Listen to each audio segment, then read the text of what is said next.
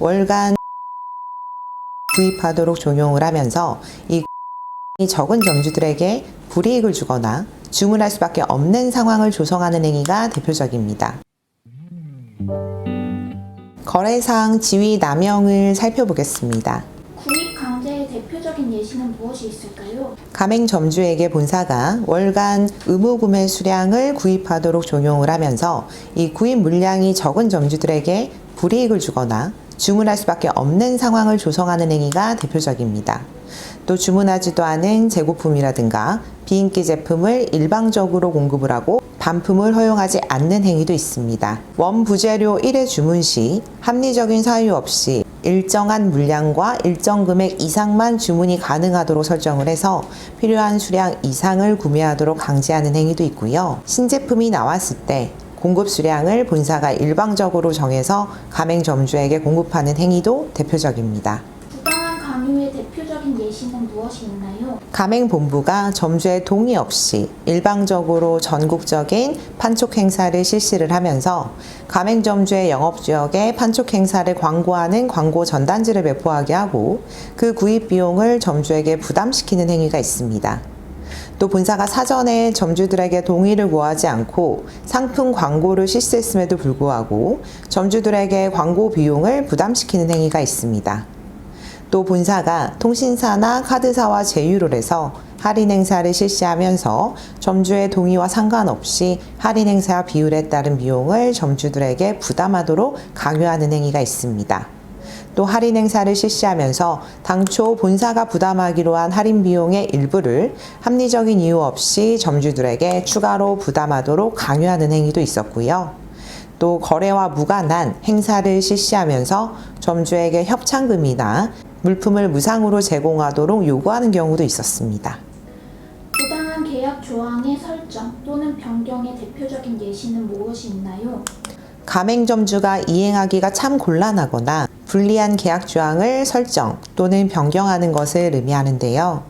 합리적인 이유 없이 가맹점주가 계약을 종료한 후 본사의 영업과 동종, 유사업종의 사업을 일체 영위할 수 없다는 조항이 포함된 가맹계약을 체결하는 행위가 있습니다. 또 계약 기간 중 합리적인 사유 없이 일방적으로 종전의 영업지역을 축소해서 계약 조건을 불리하게 변경하는 행위가 대표적입니다. 경영의 간섭의 대표적인 예시를 알고 싶습니다.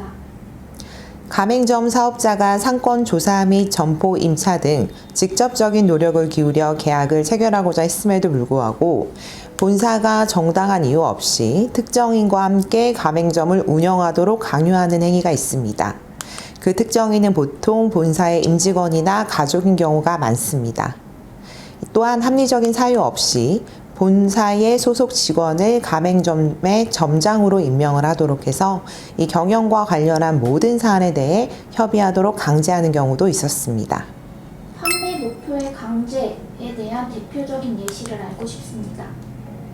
본부가 점주에 대해서 판매 목표를 설정을 하고 설정한 것까지는 괜찮은데 이를 달성하지 못하는 경우에 갱신을 거절하거나 계약을 해지하는 경우가 대표적입니다. 불이익 제공의 대표적 예시는 무엇인가요? 당초 가맹계약서에서 규정하지 않았던 내용의 거래 조건을 가맹점주에게 일방적으로 부과하면서 불이익을 주는 경우입니다. 또한 합리적인 사유 없이 점주가 요청한 영업양도 승인을 거절하는 경우도 해당합니다. 부당한 손해배상 의무의 대표적인 예시를 알고 싶습니다. 23년도 분쟁조정 신청 사유 1위가 바로 부당한 손해배상 의무 부과였는데요.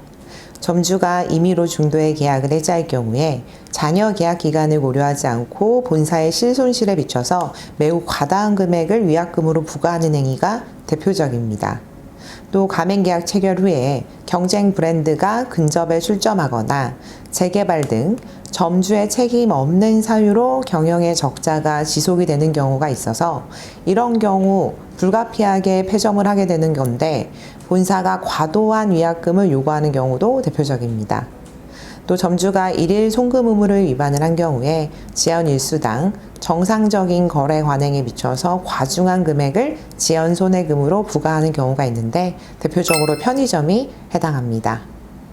가맹본부가 또 부풀린 예상 매출액을 제공을 해서 가맹점 사업자가 개점 후 1년간 평균 매출액이 이런 예상 매출액의 최저액에 미달했다라는 이유로 계약을 해지했는데도 불구하고 영업위약금을 부과하는 행위가 있습니다. 또 가맹점 사업자가 비밀유지 경업금지 의무를 위반을 할 경우에 손해배상액으로 일정 금액을 부담하도록 하는 가맹계약서들이 많은데요. 그 기간이나 정도, 피해 규모 등을 전혀 감안하지 않고 점주의 귀책 사유에 비해서 과중하다라고 인정이 될 경우에는 위법할 수 있다라고 생각하시면 좋습니다. 부당한 점포 환경 개선 강요 행위의 대표적인 예시를 알고 싶습니다. 본사가 새로운 모델의 인테리어를 도입을 하면서 점포의 노후도 이런 것들과 관계없이 모든 점주를 대상으로 인테리어를 다시 해라 라고 요구를 하고 지정기일까지 이행하지 않은 경우에 본사의 어떤 조치에도 따르겠다라는 내용의 확약서를 작성하도록 하고 이를 강제하는 행위가 대표적입니다. 또 점주에게 정당한 사유 없이 점포 환경 개선을 실시하도록 요구를 하고 수시로 그 이행 상황을 점검하면서 이행 여부를 갱신 승인의 조건으로 해서 사실상 안 할 수 없도록 압박하는 행위도 있었습니다.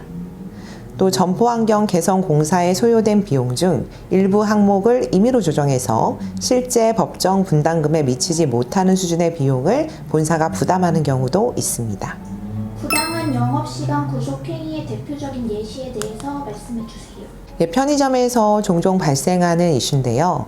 가맹사업 거래의 특성상 이 24시간 영업이 필요하지 않은데도 불구하고 24시간 영업시간을 설정을 한 뒤에 이를 준수하지 않은 경우에 불이익을 주는 행위가 있습니다. 또 점포의 입지 조건상 심야 시간대 유동인구가 거의 없어서 문을 열어도 매출액이 이 인건비 등을 도저히 충당할 수 없는 경우가 명백한데도 불구하고 영업시간 단축을 허용하지 않는 행위가 있습니다. 또 점주 사업자 1인이 운영하는 점포로 이 점주가 아프거나 또는 이제 가족에게 문제가 생겼을 때 그런 시간에도 영업시간의 단축을 허용하지 않는 경우가 있었습니다. 부당한 영업지역 침해 행위의 대표적인 예시는 무엇이 있나요? 이 가맹계약서상에 가맹점주의 영업지역을 설정하지도 않거나 또는 불완전하게 설정하는 행위가 있고요. 가맹계약을 체결하면서 이 영업지역을 설정을 하기는 했지만 가맹계약서에 기재해주지 않는 경우도 있습니다. 또 본부가 양수한 가맹점을 정당한 사유 없이 가맹점 사업자의 영업지역 내로 이전하여 설치하는 행위가 있습니다. 물론 당연히 영업지역 내에 신규 가맹점이나 직영점을 설치하는 것은 법 자체로 명시적으로 금지하고 있는 행위입니다. 보복 조치의 대표적인 예시는 무엇이 있나요? 본사의 가맹사업법 위반 사실을 공정거래위원회에 신고했다라는 이유로 다른 핑계를 만들어서 갱신을 거절하거나 계약을 해지하는 경우가 대표적이고요. 공정위 조사에 협조했다라는 것을 이유로 해서 물품 공급을 중단하거나 지원을 중단하거나 또는 제한하는 방법으로 가맹점 사업자의 사업활동을 곤란하게 하는 경우도 있었습니다.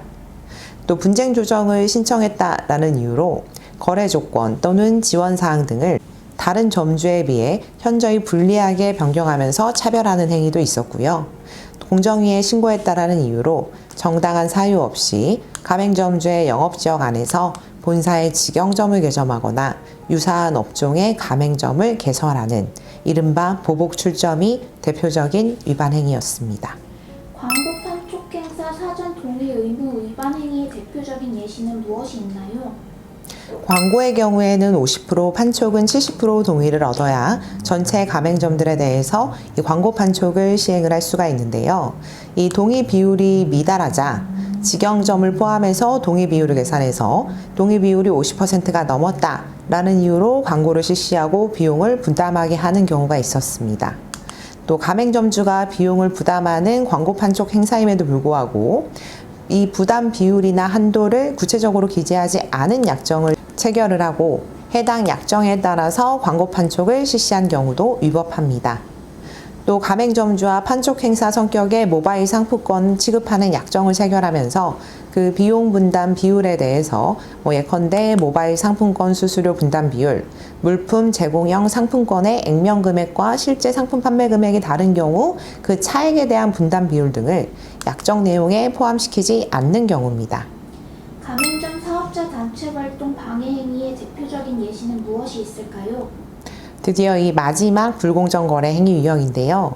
가맹점주 이 단체 설립을 주도한 가맹점 사업자 대표에 대해서 통상의 수준에 비해서 과도한 매장 점검을 실시하고 이를 통해 발견한 가맹계약의 사소한 위반 사유를 들어서 계약갱신을 거절하거나 해지하는 경우가 대표적이었습니다.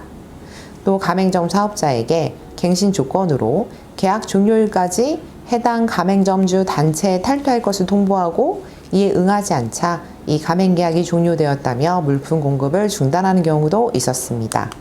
또 가맹계약을 체결하면서 가맹점 사업단체에 가입하지 않아야 하고 이를 위반할 경우 본사의 어떠한 조치에도 따른다 라는 내용이 기재된 약정을 체결하는 경우도 있었습니다.